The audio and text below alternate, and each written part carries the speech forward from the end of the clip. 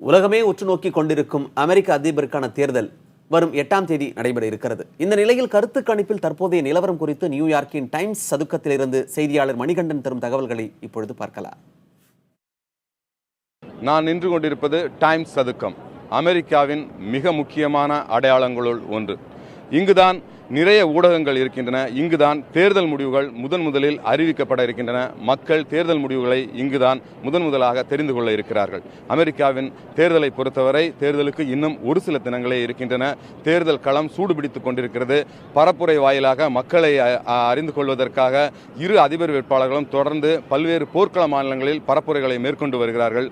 அது மட்டுமல்லாமல் Donald Trump, குடியரசுக் கட்சியினுடைய அதிபர் வேட்பாளரான டொனால்ட் ட்ரம்ப் மற்றும் ஜனநாயக கட்சியினுடைய அதிபர் வேட்பாளரான ஹிலரி கிளின்டன் ஆகிய இருவருமே ஒருவர் மீது ஒருவர் பழி சுமத்தி கொண்டிருக்கிறார்கள். கருத்து கணிப்புகளின் அடிப்படையில் பார்த்தால் தற்போது டொனால்ட் ட்ரம்ப் மிக நெருக்கமாக ஹிலரி கிளின்டனை நோக்கி வந்து கொண்டிருப்பதாக தகவல்கள் தெரிவிக்கின்றன.